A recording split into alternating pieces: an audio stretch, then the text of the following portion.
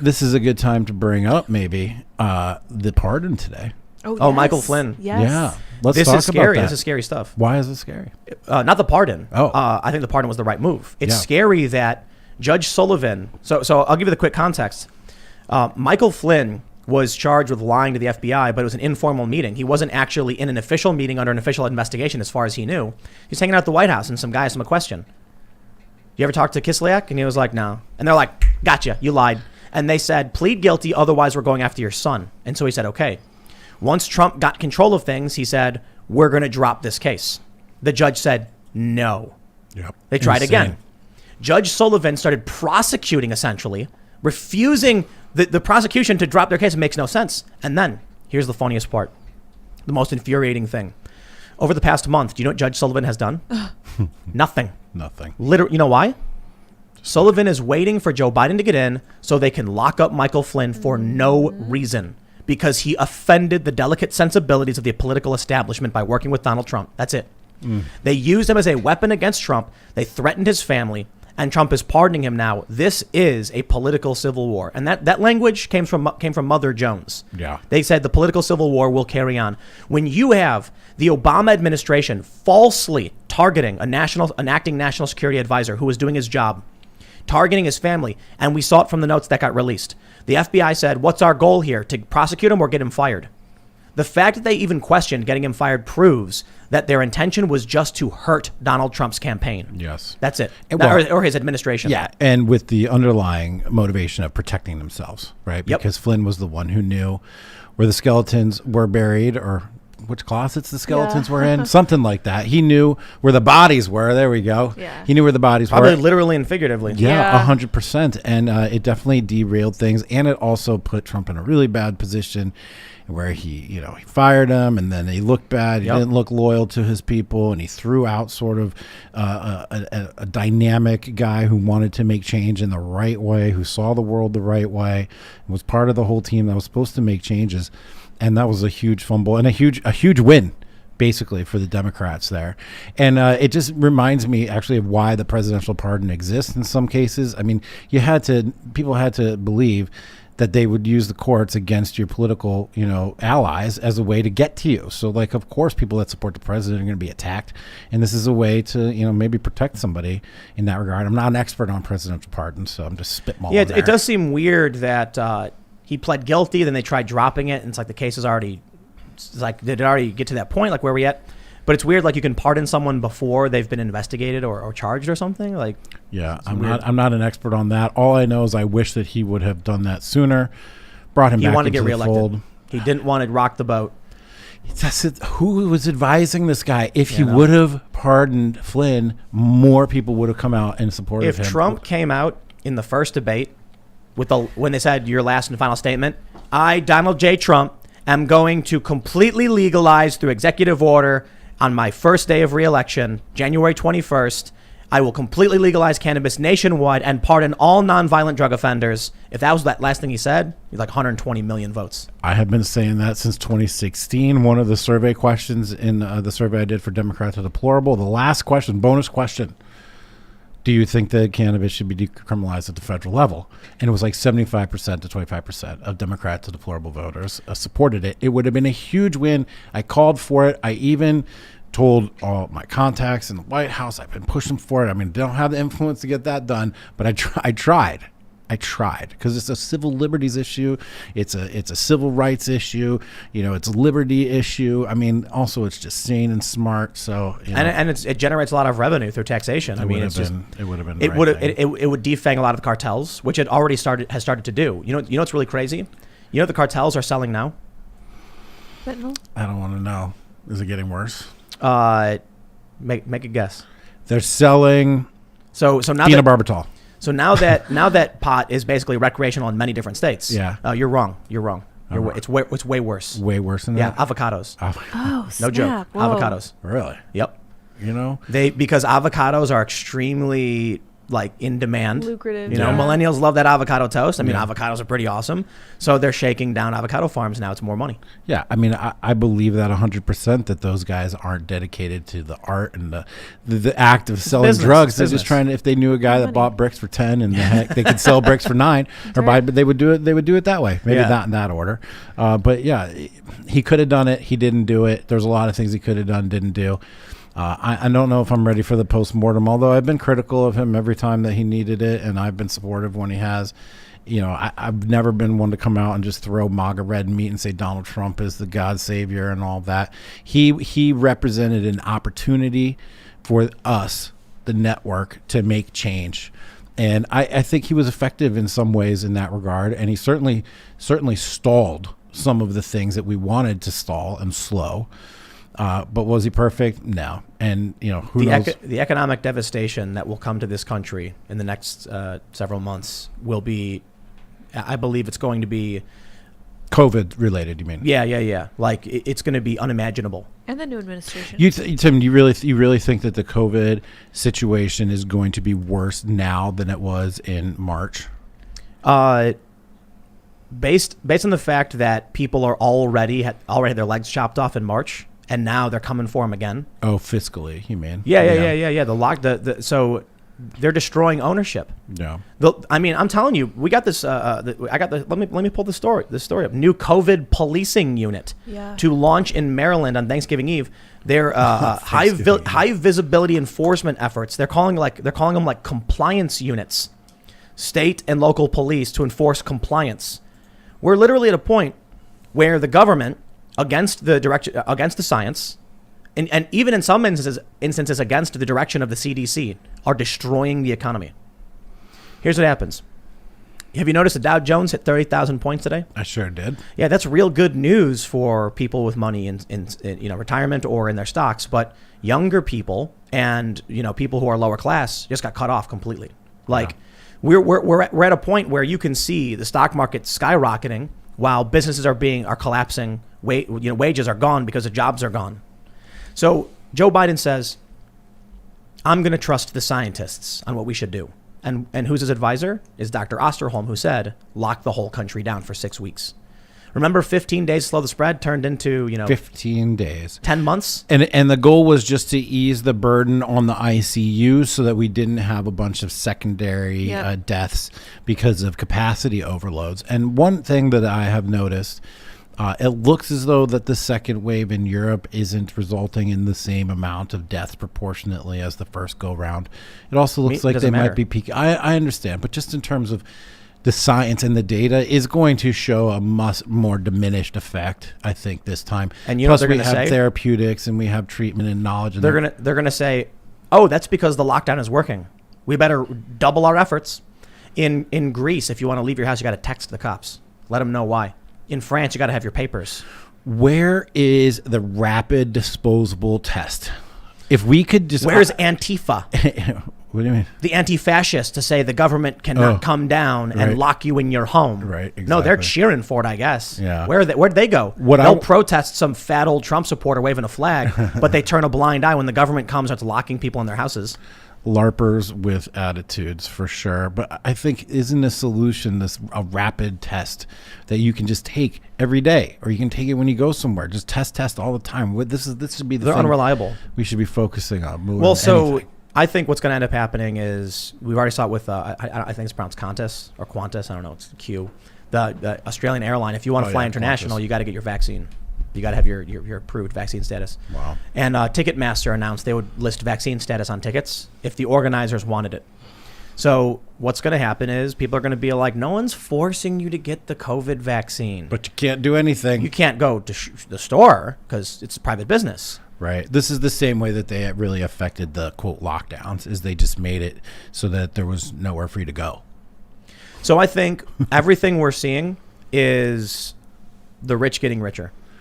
Look, man, if you want to, if I had to buy a stock right now, I'd buy these pharmaceutical stocks. People got to get the vaccines. They're already saying they're going to put vaccine status on cards.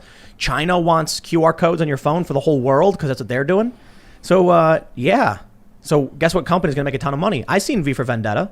You've seen V for Vendetta, right? Mm-hmm. The guys who worked at Lark Hill bought all the stock in the pharmaceutical company and then all became ridiculously wealthy. Yeah. And I'm not saying there's anything nefarious with the vaccine itself. I'm saying they've got a government mandate. These companies got Operation Warp Speed. And so these pharmaceutical companies are like, we got a guaranteed $2 billion contract. Invest in, that's money. Like the company's going to make money guaranteed. Definitely. Let's talk a little bit more. I'm not familiar with the details of Warp Speed. Are you? Because only a little bit. Yeah. Like they basically offered up guaranteed contracts to the companies. So some got direct funding, and I think Pfizer got a guaranteed contract. And did they like strip any of the regulations and approvals or make it streamlined or anything like that? I can vaguely say I think so. Because I was just having this I didn't go through the whole bill. This realization today that really the FDA and the regulations and clinical trials and all that is what's standing in our way of ending all of this, ending the lockdown, ending the social. Well, isolation. I mean, we need the vaccine. Yeah, I'm saying. Did you watch Utopia? Dude, I'm the one that told you to watch. I know, it. but did you watch the new one? The new one, I did not watch different. the new one. It is way different. In the new one, there's a wealthy, biotech guy who wants to create a world with no racism or sexism or inequality.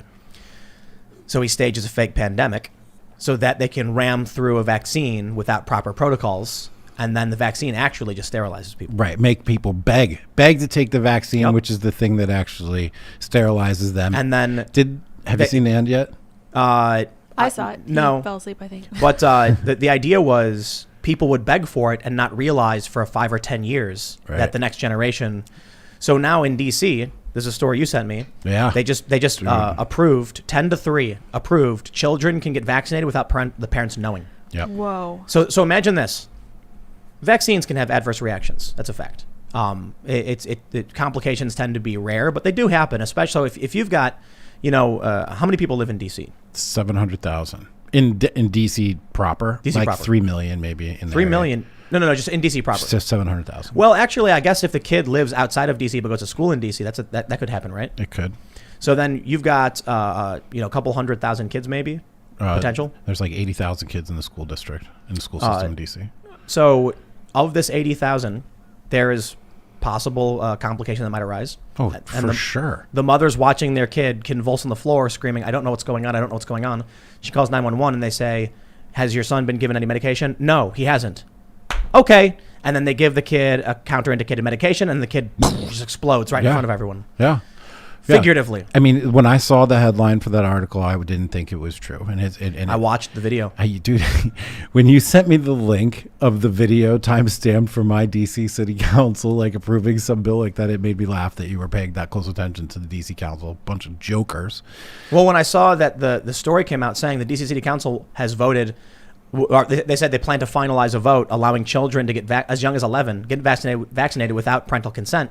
I looked up the hearing, and I watched the video of them all voting on it. 10-3. 10-3. Yeah, and it's not even just that it's without parental consent, but it is a legitimate conspiracy to keep parents uninformed, where the doctor can order the vaccine for the 11-year-old who has given their, quote, informed consent. The 11-year-old. Right.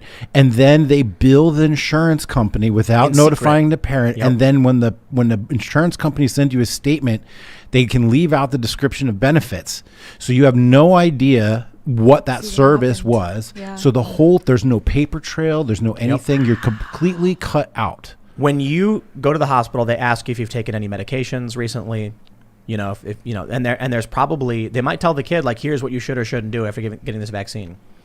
If the kid has some kind of complication and the mom doesn't know, the mom could do something very serious that could harm the child. Yeah, or just the fact that how can you do that to my child? What troubles me is establishing some notion that an 11-year-old can give consent. Now, listen, Tim, you know that we know some people that trade in crazy theories, and we know that there's a universe out there for crazy theories. And there's one crazy theory that I've never given any credence to, which is that there's some sort of a future grooming of like pedophilia, right? Like making it okay for adults to have sex with kids, which is obviously the most disgusting thing you can think of. And I've always discounted. I've never paid attention to it. Sure, there's instances where children are molested, assaulted. It's a horrible, terrible thing. We must stop it. But when you start defining legally the fact that an 11-year-old can give informed consent, to where else can they give this level of consent at 11 years old? It's Do you troubling. know that a very popular social media app they had these stickers where that would say like New Year's and like Happy Day. And there was one of them that said, they put out a video. I think it was Snapchat. I could be wrong. It said, love knows no age. Terrible. And people started saying, what do you mean? Like, it's not, maybe you're trying to say like if you're 50 and you're dating someone who's 20, it's still kind of weird, but like, it's legal, but like you're going the wrong way with this one because that's not what people hear. Exactly. And so when I brought this up to some of my friends and family about this new law in DC, which luckily has only passed the council, it still needs mayoral execution, which is probably going to get. But then luckily in DC, we don't have home rule for real. And so the final law gets approved by Congress. I've already started lobbying sympathetic congressmen as a way to get them. Senate and? No, it gets approved by the House. They're going to approve it. It's Democrats. True, but there are ways to do. I've seen independent, renegade acting, isolated representatives in the House affect DC law because it was their pet issue. They find ways through amendments or whatever the case may be. So I started lobbying people because I can't let this happen. I tried to explain to my friends and family what it meant, and they read it and then they come back with the most charitable, like, oh, well, maybe they didn't word it the right way, or that's not exactly Optimism what they bias. mean. Exactly right. It's the same thing when you send people to the old BLM website where it said that they wanted to disrupt the nuclear family and blah, blah, blah. They got rid of that now. I know they did. Yeah. And I sent the guy that live streamed the Portland murder. I interviewed him for like an hour and a half going through his tape back and forth. And at the end, I'm trying to ask him, why are you doing this? He's like, my daughter's got me roped into it. Not roped into it, but she's teaching me about it, whatever. I was like, do you know what it says? You're a family man. You're a dad. You're the center of your family and you're taking care of your kids and you believe in the power of fatherhood and the nuclear family. Let's read what it says on Black Lives Matter website about disrupting the nuclear family. And he read it and he was like, oh, they just probably had a bad editor. Wow. It's like people won't just read the plain language on the paper. Look, man, the throne was seized a long time ago by this ideology. And it's interesting because we had Hotep Jesus on. Yeah, how was that? He was great. And he was basically saying that Ian was a pessimist. And that Ian didn't trust in people. And that's why, it was interesting to say because Ian's usually much more optimistic. But the general idea is the people who are in positions of power, the political establishment, they think that people are better off being told what to do instead of being given the freedom to do it. Yeah. Michael Bloomberg is the perfect example when he said tax the poor. And I don't mean that hyperbolically. He literally gave a speech about taxing the poor being the right thing to do. He said, we need to tax the poor because they make terrible decisions. And if we have their money and make the decision for them, they'll be better off. To varying degrees, I understand what he's trying to say. I can agree in some capacity. The problem is the bigger picture is a decentralized network deciding for itself will be infinitely smarter and faster moving and better than a command economy. Yeah. I'm much more in favor. I'm in favor of a mixed economy. Like we definitely need a government that can say, hey, whoa, wow, that was a really bad thing we did. The market's going crazy. We need to figure this out before everything goes nuts. But I'm not a laissez-faire capitalist, but I also don't think a command economy with one person dictating what you should or shouldn't do makes sense. These people do. So Bloomberg passes the tax on sugary drinks. It's like, no, dude, like you need a cultural shift to get people to do better. You can't just mandate you can't drink soda. You know what I mean? Right. You figure out the right way to get people I don't know. It's got to be a cultural shift. It's got to be based upon giving people the choice to do the right thing. Taxing things, but giving people the choice to do quote the right thing, but comes with the acceptance that people are going to do the wrong thing. Yep. And being prepared for that and being willing to live with those consequences. Are you an optimist or a pessimist? An optimist would say, I think that in a long enough period of time, humans have the house advantage, 51 to 49.